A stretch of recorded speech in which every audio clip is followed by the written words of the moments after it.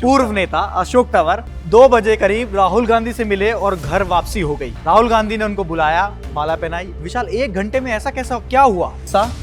फतेहाबाद, कैथल, हिसार और जींद, ये जो 4 से लेके 5 लोकसभा सीटें हैं, वहां पर अच्छा खासा दलितों का प्रभाव माना जाता है। अगर कांग्रेस ये इलेक्शन नहीं निकाल पाती तो हंग असेंबली की तरफ हम बढ़ सकते हैं। एनएलडी का रखूं, मैं थोड़ा सा कंफ्यूज हूँ लेकिन मैं इसमें जेजेपी को तीसरा नंबर दूंगा क्योंकि ये पिछली बार सरकार में थे। विशाल, हो सकता है कि भारतीय जनता पार्टी जो है वो दूसरे नंबर की पार्टी भी बन सके। एज रही है बिकॉज एनसीआर से रिलेटेड एरिया रहा है। आप उधर की तरफ उत्तर प्रदेश की तरफ चले जाएंगे तो वहाँ पे भी नोएडा वाली सीट, फरीदाबाद वाली सीट है ये। फरीदाबाद से कृष्णपाल गुर्जर यहाँ से जीते हैं। लोकदल की बात करें तो 1% का रहा। जेएनजेपी की बात करें तो 0 से भी नीचे रहा है। तो आप सभी लोगों का एक बार फिर से स्वागत है। मैं और विशाल एक बार फिर आ गए हैं आपके सामने और फिर से विश्लेषण करेंगे हरियाणा के चुनावों का। हम आपको बताते हैं कि कल विशाल एक घटना हुई थी कि दोपहर 1 बजे बीजेपी के पूर्व नेता अशोक तंवर 2 बजे करीब राहुल गांधी से मिले और घर वापसी हो गई। राहुल गांधी ने उनको बुलाया, माला पहनाई। विशाल, 1 घंटे में ऐसा कैसा क्या हुआ? सबसे बड़ी बात, एक सबसे बड़ा जो मुद्दा चल रहा था कि कांग्रेस, भारतीय जनता पार्टी इस मुद्दे को भुनाने की कोशिश कर रही थी कि दलित नाराज हैं कांग्रेस से, क्योंकि कुमारी शैलजा दलित लीडर हैं, अशोक तंवर दलित लीडर हैं। तो उसके बाद कुमारी शैलजा का वापस से प्रचार कर लेना और अशोक तंवर का ज्वाइन कर लेना, ये कितनी अहम भूमिका निभाएगा इस चुनाव में कांग्रेस के लिए? दीपक, इस पे बताइए। पिछले चुनाव में आपको बताता हूं कि देखिए, पिछले चुनावों में हमने देखा था कि अशोक तंवर को लोकसभा सीट मिली थी। वो चुनाव लड़े थे भारतीय जनता पार्टी की तरफ से। लेकिन अभी बीते दिन की मैं बात करता हूं आपके सामने, दोपहर 1 बजे करीब अशोक तंवर योगी आदित्यनाथ के साथ मंच पर थे। उन्होंने अपने तय समय से पहले भाषण भी करवाया और 2 बजे कांग्रेस में ज्वाइन हो गए। अब मैं आपको लिख कर कुछ चीजें बताता हूं कि किन चीजों पर इनका प्रभाव हो सकता है। और कई जगह पर, जैसे कि अशोक तंवर की हम बात कर रहे हैं, तो हरियाणा के चुनावों में अशोक तंवर का होल्ड कम से कम मैं 10 सीटों पर मानता हूं। ये पूर्व में सांसद भी रह चुके हैं। हाँ, पूर्व में सांसद भी रह चुके हैं और कांग्रेस के दिग्गज लीडर हैं। और 10 सीटों पर मैं कम से कम इनका होल्ड मानता हूं। और रही बात कांग्रेस की, अगर मैं बात करूं तो कांग्रेस का देखा जाए तो कुमारी शैलजा का अच्छा खासा दलित लीडर उसमें माना जाता है कि उनका अच्छा खासा होल्ड है। वहीं अब प्लस में अशोक तंवर, ये जो एंट्री हुई है ना, इसके एंट्री के बाद चुनावों से 2 दिन पहले, क्योंकि कल मतदान है और बीते दिन उन्होंने पार्टी को ज्वाइन कर लिया था। पूरी तरीके से डैमेज कंट्रोल करने का काम किया गया कि जिस तरीके से पहले पूरा मुद्दा बनाया कि दलित अगेंस्ट हो सकते हैं, बीजेपी ने बोला कुमारी शैलजा प्रचार के लिए नहीं आ रही हैं और अशोक तंवर ऑलरेडी भारतीय जनता पार्टी के साथ प्रचार कर रहे थे। और ऐसे में लास्ट में आ जाना, तो कहीं ना कहीं कांग्रेस ने, मुझे लगता है, एक बहुत बड़े डैमेज कंट्रोल का काम इधर करा है। डैमेज कंट्रोल का विशाल काम किया है। मैं आपको मैप के जरिए भी कुछ चीज़ें बता देता हूँ कि जैसे कि आप देखिए, अब मैं आपके सामने हरियाणा में मैं चला जाता हूँ, हरियाणा की इसमें बात करता हूँ। अब देखिए, हरियाणा की ये जो सीटें हैं, अब ये दिल्ली से के बाद देखिए गुरुग्राम के आसपास की सीटें हैं, वो सिटीज़ में आती हैं। लेकिन अब बात अगर इस हरियाणा की इन बेल्ट की करेंगे, जैसे हिसार है ना, फिर आप सिरसा में चले जाइए, जैसे सिरसा है, तो सिरसा की ये वाला जो इलाका है, ये जो बेल्ट है, यहाँ पे कुमारी शैलजा है। और दूसरा क्या है कि दलितों का अच्छा खासा होल्ड है विशाल यहाँ पर। तो 21% राजनीति, हरियाणा की राजनीति में 21% दलित हैं और 25% जाट हैं। और उसके बाद आते हैं ओबीसी वर्ग। तो अच्छा खासा होल्ड भी देखने को मिलेगा यहाँ पर।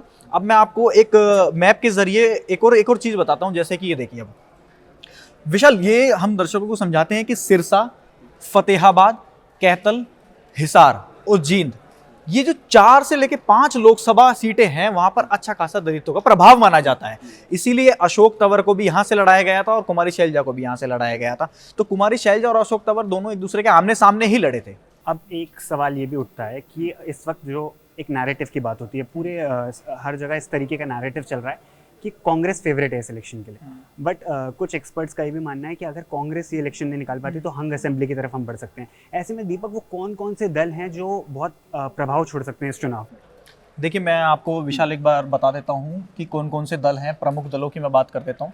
तो मैं आपके सामने सबसे पहले लिखता हूँ कि देखिए, यहाँ पे देखिए, मैं आपको लिख देता हूँ बीजेपी, सबसे बड़ी पार्टी राज्य में। चैलेंजेस क्या क्या होने वाले? चैलेंजेस में मैं बताऊंगा। पहले आपने दलों की बात करी तो मैं उसके सामने दल लिख देता हूँ। उसके बाद है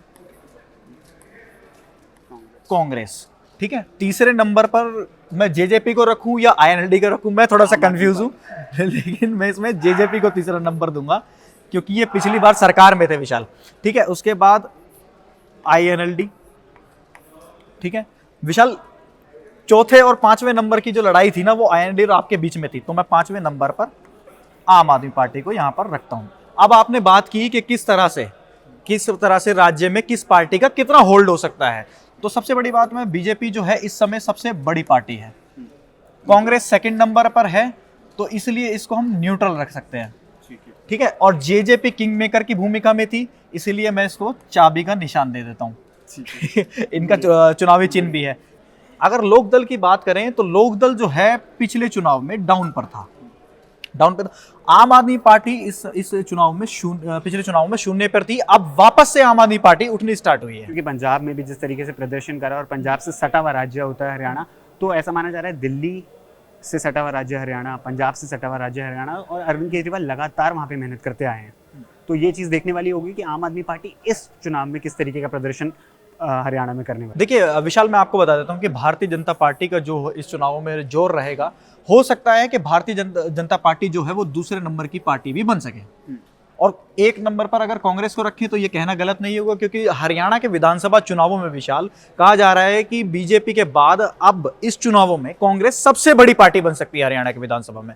तो मुख्यतः जो लड़ाई है वो बीजेपी और कांग्रेस के बीच में रहेगी, जो इन दोनों पार्टियों के बीच में जो है वो मुख्यतः लड़ाई रहेगी। एक सबसे बड़ी बात जो दोनों पार्टीज में बागी बहुत देखने को मिले हैं, जब आप बात करते हैं नीतीश नागर वहाँ से फरीदाबाद वाली सीट से, जो गांव वाली सीट है वहाँ से रोहित नागर की आप बात कर रहे हैं, तो मैं आपको और भी चीजें बता देता हूँ कि अब बागियों की आप बात कर रहे हैं, तो बागियों में 2-3 नाम मैं आपके सामने लगा देता हूँ कि जिससे आपको पता चल जाएगा कि भाई किस सीटों में किन चीजों पर ज्यादा इफेक्ट रहेगा।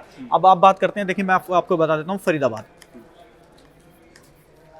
फरीदाबाद से रोहित नागर, ठीक है। अब इनके खिलाफ जो चुनाव लड़ रहे हैं वो है निर्दलीय के रूप में, मैं आपको बताना चाहता हूं रोहित नागर के पहले जो थे वो थे ललित नागर, ठीक है। अब ललित नागर जो है इस समय निर्दलीय की भूमिका में है। पहले कांग्रेस पार्टी के थे और दिग्गज लीडर थे, लेकिन अब इनको कांग्रेस पार्टी ने निष्कासित कर दिया है और चुनाव ये निर्दलीय के रूप में लड़ रहे हैं। रोहित जो है वो कांग्रेस पार्टी की तरफ से लड़ रहे हैं फरीदाबाद से। अब मैं बीजेपी की बात कर देता हूं, तो विशाल बीजेपी में बताता हूं रणजीत चौटाला, हालांकि वो भी निर्दलीय थे और चौधरी देवीलाल के वो वंशावली में है, उनके बेटे हैं, बीजेपी को समर्थन दिया, खट्टर सरकार में मंत्री बने, लेकिन अब उनका टिकट कट चुका है, बीजेपी ने उनका टिकट काट दिया, जो वाकई सोचने वाली बात थी। ये एक सबसे बड़ा विषय है कि दोनों ही प्रमुख पार्टीज में काफी लीडर्स ऐसे हैं जो बागी हो गए हैं, जिसमें वो हर सीट पे काफी अच्छे मात्रा में डेंट पहुंचा सकते हैं दोनों ही पार्टीज को। देखिए डेंट तो अब देखा जाए तो देखिए इनमें से ज़्यादा हो सकता है कि भाई किस पार्टी को कितना डेंट पड़ सकता है, ये तो हम ज़्यादा कह नहीं सकते कि भाई किस पार्टी को कैसे डेंट पड़ेगा। लेकिन जो बागी हैं, इस बार सुनने में आ रहा है कि निर्दलीय जो है वो किंग मेकर होंगे। पिछले चुनावों में हमने देखा था कि जेजेपी है जो किंग मेकर की भूमिका में निकल करके आई थी। भाई 10 सीटें अगर जेजेपी जीत रही थी और बीजेपी को 10 सीटों की जरूरत थी, उसके बाद उन्होंने सरकार बनवाई, लेकिन कांग्रेस और बीजेपी दोनों के समर्थक विशाल इस समय कह रहे हैं कि जेजेपी का खाता नहीं खुलेगा, आम आदमी पार्टी का खाता नहीं खुलेगा, लोकदल हो सकता है कि 2 से 5 सीटें निकाल ले। ये तो दीपक, ये सारे हो गए पॉलिटिकल मुद्दे जिनकी हमने बात करी, जिनका पार्टीज आपस में आरोप प्रत्यारोप और जिस तरीके से राजनीतिक समीकरण है। बट जेन्युइन मुद्दे क्या हैं हरियाणा के, जिन पर इस बार वोटर कल वोट करने जा रहे हैं? एक दिन पहले हम देखिए मैं आपको जेन्युइन मुद्दे के बारे में बताता हूं कि किस सीटों पर किस मुद्दे को हरियाणा का चुनाव जो है वो इफेक्ट करेगा। सबसे पहले मैं आपको बताता हूं कि देखिए जब बीजेपी जब राज्य में आई थी, बीजेपी को राज्य में 10 साल हो गए सरकार चलाते हुए। उससे पहले की बात करता हूं कांग्रेस पिछले 10 सालों से सरकार में थी बीजेपी से पहले, ठीक है। तो यहां पर जो सरकार थी वो हुड्डा की थी। अब बीजेपी की 10 साल की सरकार में मनोहर लाल खट्टर और उसके बाद अब सैनी। तो मुद्दे की बात मैं बात कर देता हूं कि भाई सबसे पहले जो मुद्दा आया जब मनोहर लाल खट्टर सरकार में मनोहर लाल ने जब शपथ ली, मुख्यमंत्री की शपथ ली, तो उनके सामने सबसे बड़ा आंदोलन खड़ा हुआ था जाट आरक्षण को लेकर के। जाट आरक्षण के बाद ये धीरे धीरे ये आग जो तब्दील हुई वो हो गई किसान आंदोलन को लेकर के, जिसको किसान समर्थक जो लोग हैं वो 3 काले कानून बताते हैं और बीजेपी समर्थक जो लोग हैं वो 3 कानून बताते थे। भाजपा को बाद में कृषि कानून वापस लेना पड़ा था, दबाव था, चुनाव थे, बहुत सारी चीजें थी, क्योंकि पंजाब का इफेक्ट भी कहीं ना कहीं उस पर पड़ रहा था, पंजाब और हरियाणा को लेकर के। विशाल 2 मुद्दे तो ये थे। तीसरा मुद्दा जो आया वो हरियाणा की अस्मिता का आया। अस्मिता को इस वजह से आया क्योंकि पहलवानों का मुद्दा आ गया था। विनेश फोगाट समेत, साक्षी मलिक समेत, बजरंग पुनिया समेत जितने भी लोग थे वो दिल्ली के जंतर मंतर पर बैठे और ब्रिजभूषण पर बहुत गंभीर आरोप लगाया।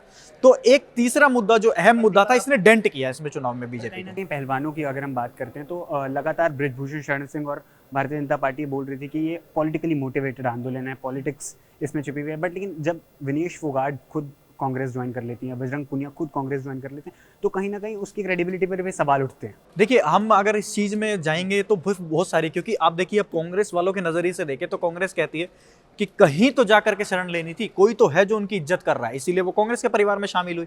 वहीं कांग्रेस के समर्थक दूसरा आरोप ये भी लगा देते हैं कि विनेश फोगाट अगर कांग्रेस में है तो ये गलत है, उनका गलत स्टेप है, पॉलिटिकल माइंडेड है। लेकिन अगर दूसरी तरफ देखें तो बबीता फोगाट किस पार्टी में है? बजरंग पुनिया के बाद आप देखिए कि दूसरे जो पहलवान हैं योगेश्वर दत्त, वो किस पार्टी में है? तो सवाल तो फिर बीजेपी पर भी खड़े होते हैं कहीं ना कहीं। ये जो कांग्रेस के समर्थक लोग हैं वो बीजेपी को इस चुनाव में घेरते हैं इस बात को लेकर के। तो वहीं कांग्रेस है जो इस टाइम पर फेवरेट बनी हुई है। इन चुनावों में कांग्रेस सबसे ज्यादा फेवरेट बनी हुई है।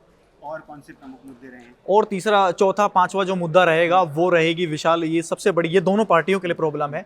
अंदर खाने चल रही रस्साकसी, अंदर खाने चल रही गुटबाजी को लेकर के। जैसे अब बीजेपी की तरफ से देखिए, अब बीजेपी की तरफ से भी 3 जो बड़े बड़े नेता हैं राज्य के, उन्होंने सीएम पद को लेकर अपनी अपनी इच्छाएं जो है वो जाहिर कर दी। कौन कौन? राव इंद्रजीत, अनिल विज के बाद नायब सिंह सैनी तो है ही, लेकिन कुलदीप बिश्नोई, चुनावों से पहले कुलदीप बिश्नोई ने इनके लिए किया था, उसके बाद अनिल विज ने किया था, और राव इंद्रजीत अहिरवार के इलाके से है। तो राव इंद्रजीत को लेकर के जो राव नरबीर है, दोनों के बीच में रस्साकसी चलती है और उनके राजनीतिक मतभेद है, दोनों खुल करके बोलते हैं इस चीज को। अब जो आखिरी जो मुद्दा है वो इस चीज पे रहेगा, जैसे टोटल 5 मुद्दे हमने आपको बताए, 5 मुद्दों पर चुनाव लड़ा गया है जो बीजेपी को बैकफायर कर सकता है इस चुनाव के अंदर। हालांकि 5 तारीख को वोटिंग होगी। और 8 एक विशाल, एक चीज और मैं ऐड करना चाहता हूं कि बीजेपी को हमेशा जिताने वाले जो वोटर्स रहे हैं वो साइलेंट वोटर रहे हैं इस चुनाव में। विशाल, आप ये बताइए कि संघ की भूमिका क्या रही है? नहीं, देखिए संघ तो सबसे इम्पोर्टेंट चीज़ देखने को मिलती है। संघ हमेशा से, अभी चुनाव से पहले भी संघ की एक बड़ी बैठक की गई थी जिसमें सभी प्रदेशों के प्रतिनिधियों को बुलाया गया। तो संघ तो हमेशा से समन्वय का काम हमेशा करता है। बट आप देखते हैं मनोहर लाल खट्टर, वो खुद भी आरएसएस के प्रचारक रहे हैं। तो मुझे लगता है इस बार उन लोगों का मेन फोकस जो मेजर था, जो भारतीय जनता पार्टी को कहा गया था, वो इस चीज़ के लिए कहा गया था कि एकजुट होकर सब लोग चुनाव लड़ें। क्योंकि आप बता रहे हैं धड़े बन चुके हैं, गुट बन चुके हैं, और राजनीति में हमेशा से गुटबाजी की समस्या आती रही है। तो एकजुट होकर चुनाव लड़ना मुझे लगता है इस वक्त दोनों पार्टियों के लिए सबसे बड़ा चैलेंज था। हाँ, ये हो सकता है। अब ग्राउंड लेवल पर देखना होगा कि संघ ने कितना काम किया है, कितना उनका। अब देखिए, ये जो सीट है लाडवा, यहाँ से खुद सीएम चुनाव लड़ रहे हैं लाडवा विधानसभा सीट से। ये कुरुक्षेत्र की सीट है, यहाँ पर सीएम सैनी चुनाव लड़ रहे हैं। वहीं अगर और जगह की अगर बात करें हम, तो जैसे आप देखिए भवानी खेड़ा, यहाँ पर भी कहा जाता है कि कांग्रेस और बीजेपी में बराबरी की टक्कर है भवानी खेड़ा में। अब तोशाम की बात मैं कर लेता हूँ। तोशाम जो सीट है वो बेहद वीवीआईपी सीट है, क्योंकि यहाँ पर विशाल अनिरुद्ध चौधरी और श्रुति चौधरी दोनों चुनावी मैदान में है।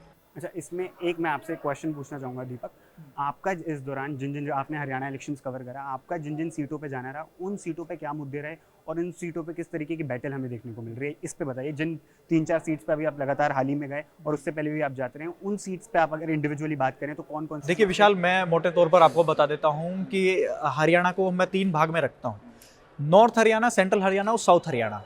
अब इन चीजों, अगर इन तीनों के राज्य में अगर आप जाकर के देखेंगे कि साउथ हरियाणा में बीजेपी स्ट्रांग है।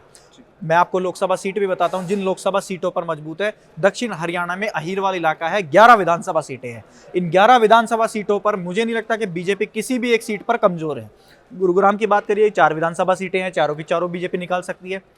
एक जो फाइट देखने को मिल सकती है वो गुरुग्राम की मेन सीट हो सकती है कि वहां पर जो पंजाबी समुदाय नंबर 1 वोटर है, लेकिन जो चौथे नंबर का समुदाय है वहां पर ब्राह्मण समाज, उससे टिकट दिया गया। वर्तमान के जो विधायक थे उनका टिकट काटा गया सिंगला साहब का। अब उससे आगे आप जाइए फरीदाबाद में 6 विधानसभा सीटें हैं। फरीदाबाद की 6 विधानसभा तो बीजेपी का गढ़ माना जाता है कि लंबे समय से कृष्णपाल गुर्जर वहां से सांसद रहे हैं और वहां की लगातार की सीटें आप देखिए। फरीदाबाद में विशाल पलवल भी एक सीट है, लेकिन देखिए आप अगर इस फरीदाबाद की तरफ जाते हैं, यहाँ पर मैं आपको बताता हूँ, फरीदाबाद से गुड़गांव, ये दोनों जो है ये एनसीआर का क्षेत्र है। और एनसीआर के इस क्षेत्र में हमें ये चीज़ देखनी होगी कि दिल्ली से सटे इलाकों से जितने भी लोग रहते हैं वहाँ पे ट्रैवलिंग का बहुत बड़ा इशू है। तो इन सीटों पर, इन दोनों सीटों पर अब ये देखिए कि यहाँ से इतनी दूर से दिल्ली, थोड़ा सा कनेक्शन का कम ही पड़ता है, कनेक्टिविटी कम पड़ती है, लेकिन सबसे बुरा हाल जो है वहाँ पर, सबसे बुरा हाल वो सीधा विशाल ये है कि सड़कें टूटे हुए हैं सड़कों की वजह से, और जाम, गुरुग्राम को तो गुरु जैम भी कहा जाता है। तो इस तरीके की समस्याएं हैं जिसको देख करके वोटर्स वोट करेंगे। नो डाउट यहाँ से बीजेपी हमेशा जीतती रही है। यहाँ से एज रही है बिकॉज एनसीआर से रिलेटेड एरिया रहा है। आप उधर की तरफ उत्तर प्रदेश की तरफ चले जाएंगे तो वहाँ पे भी नोएडा वाली सीट्स। अब मैं विशाल आपको सेंट्रल हरियाणा के बारे में बताता हूँ। सेंट्रल हरियाणा जो है वहाँ पर ज्यादातर होल्ड जो माना जाता है वो लोकदल, जेजेपी और कांग्रेस का माना जाता है। चौथे नंबर पर आती है भारतीय जनता पार्टी। लेकिन अगर पिछले लोकसभा चुनावों में देखो तो आप बराबरी की टक्कर रही वहां से। सेंट्रल हरियाणा से 2 सीटें बीजेपी के पास रही तो 2 कांग्रेस के पास रही। आम आदमी पार्टी शून्य पर रही, वहां पर कोई होल्ड नहीं है उनका।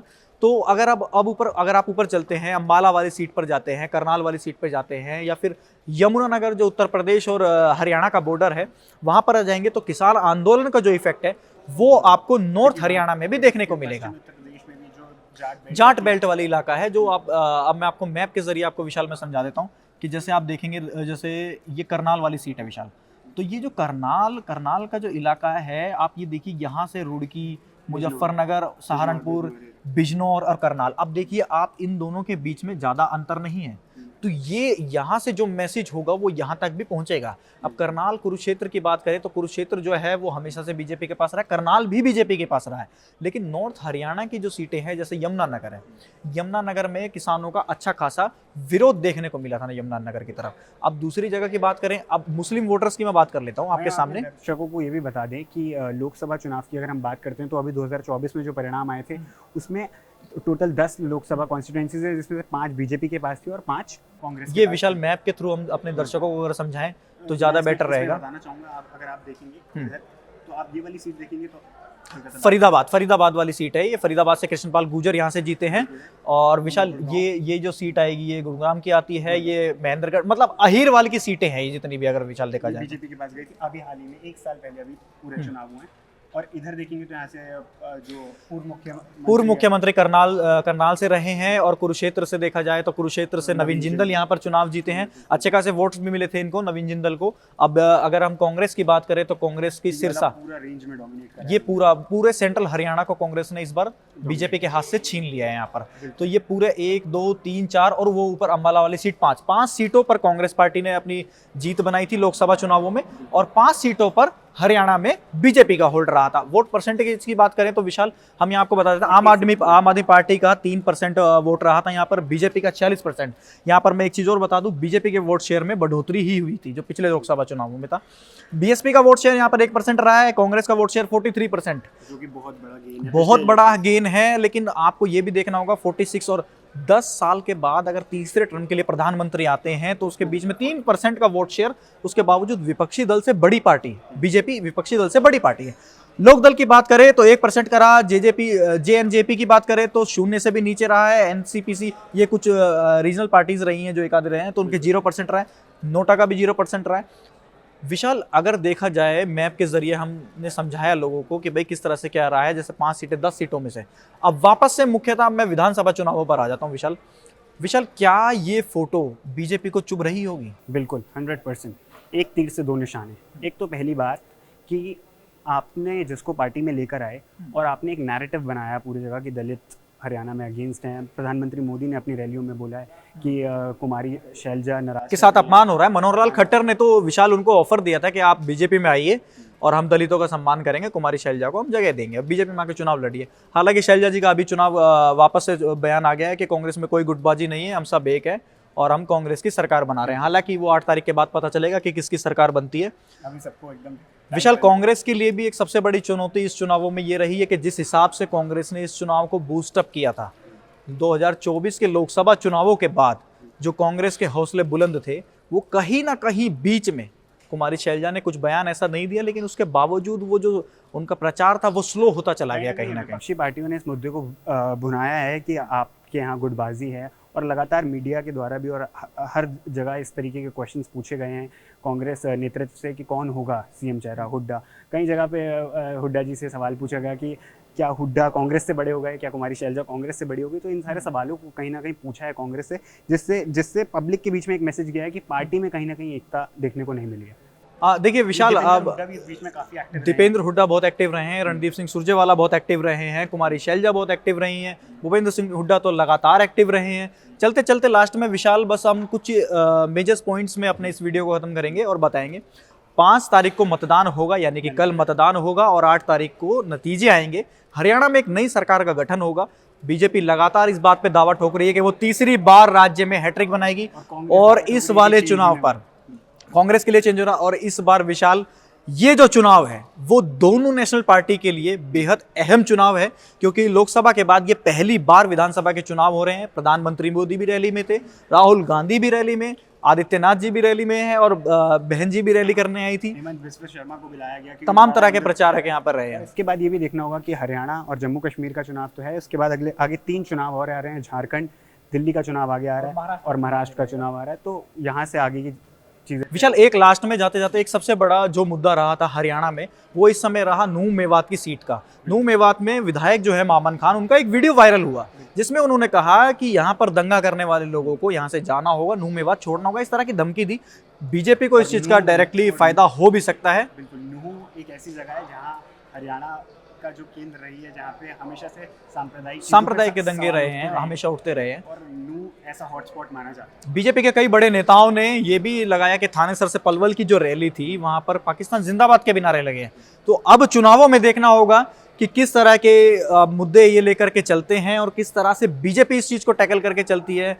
चुनावी भागदौड़ में सभी राजनेताओं ने अपने अपने पसीने बहाए, तमाम तरह के वायदे किए, मैनिफेस्टो जारी करके कहा। कांग्रेस ने मैनिफेस्टो में ये तक कहा कि शहीद किसानों के स्मारक बनवाएंगे, फिर अग्निवीर की बात की कि अग्निवीर को वो देंगे। तो वहीं बीजेपी ने अग्निवीर को गारंटी देने की बात कही, हर छात्रा को स्कूटर देने की बात की, 500 रुपये देने की बात की, तमाम तरह के वायदे हुए। 2000 रुपये कांग्रेस महिलाओं को देगी, तो 2100 रुपये, 100 रुपये बढ़ा करके बीजेपी ने वो चीज़ बताई। विशाल, आखिरी आका कोई सवाल हो तो उसमें बताइए, क्योंकि हम जनता को फिर उसके बाद उस सवाल के बारे में भी बता देते हैं। तो दीपक, हरियाणा चुनाव में सबसे बड़ा सवाल जो इस चीज़ का भी उठ रहा है कि जातीय समीकरण किस तरफ जाने वाले हैं, मतलब जाट किसकी तरफ जाने वाले हैं, गुजर्स किसकी तरफ जाने वाले हैं। दलितों का हमने बताया अच्छा खासा शैलजा कुमारी का होल्ड है, तो जातीय समीकरण किस तरह। देखिए विशाल, मैं आपको जातीय समीकरण भी समझा देता हूं। जितना मैं समझ पा रहा हूं, जातीय समीकरण जो हरियाणा की राजनीति में 25% जाट है, तो जाटों का होल्ड जो है वो इस समय कांग्रेस की तरफ रुझान जाता दिखाई दे रहा है। हालांकि जाट वोटों में विशाल टुकड़े भी होंगे, क्योंकि जो जेजेपी है वो भी जाट बहुल्य पार्टी है, क्योंकि दुष्यंत चौटाला जाट समुदाय से आते हैं। लोकदल की बात करें तो लोकदल भी चौटाला परिवार की फैमिली है, वो भी जाट समुदाय से आते हैं। गैर जाटों की बात करें तो बीजेपी ने कभी भी किसी भी जाट को अभी तक सीएम नहीं बनाया है। आप देखिए कि कुलदीप बिश्नोई के जो फादर थे वो गैर जाट से आते थे, उसके बाद मनोहर लाल हरियाणा के चौथे लाल जो गैर जाट समुदाय से आए थे। तो जाट वोटर्स में भी इस बार टूटने की संभावनाएं हैं। वहीं दलित वोटर्स की बात करें तो चंद्रशेखर रावण की पार्टी है, बहुजन समाजवादी पार्टी है, और कुछ हद तक आम आदमी पार्टी भी दलित वोटर्स पे होल्ड रखती है। अब ओबीसी की बात करते हैं, अगर 25 और 21 को हम रखते हैं तो ये बनते हैं आपके 46%। बाकी के जो 44% और बाकी के जो 64% की मैं बात करता हूँ, उन 54% पे जो होल्ड रखती है वो बीजेपी रखती है, क्योंकि बीजेपी ओबीसी वर्ग को साधने में हमेशा से सक्षम रही है। लेकिन इस बीच में राहुल गांधी ने रिजर्वेशन की जिस तरीके से बात करी है और जिस तरह जातिगत जनगणना की बात करी है, सो मुझे लगता है दलित और ओबीसी वोटर्स पर देखिए विशाल, डेंट करने की की कोशिश है, लेकिन हरियाणा की राजनीति इस चीज़ से इफेक्ट नहीं होगी। हरियाणा की राजनीति सिर्फ और सिर्फ आप ये देखिए हरियाणवी पर ही सीमित है। कहीं ना कहीं आप उनके मान सम्मान को ठेस करोगे तो पूरा हरियाणा एकजुट दिखाई देगा। हरियाणा में कभी भी जातीय समीकरण फिट नहीं बैठ पाते। हाँ, आप ये जरूर कह सकते हैं कि भाई चौधराहट कहाँ जाएगी, तो चौधराहट हमेशा देखी जाती है कि जाट के पास जाती है, गैर जाट के पास जाती है। तो गैर जाटों में भी कई सारे के फिलहाल मैं आपको बता देता हूं कि 5 तारीख को हरियाणा और जम्मू कश्मीर में मतदान होगा। 8 तारीख को मतदान के नतीजे आएंगे, 8 तारीख को रिजल्ट आएगा और पता चल जाएगा कि हरियाणा में किसकी सरकार बन रही है। और 5 तारीख को हम दोबारा आपके सामने आएंगे, बताएंगे कितने % वोट हुआ, और 8 तारीख को फिर आएंगे चुनावी नतीजों के साथ। तब तक के लिए आप बने रहिए इंडिया टीवी के साथ।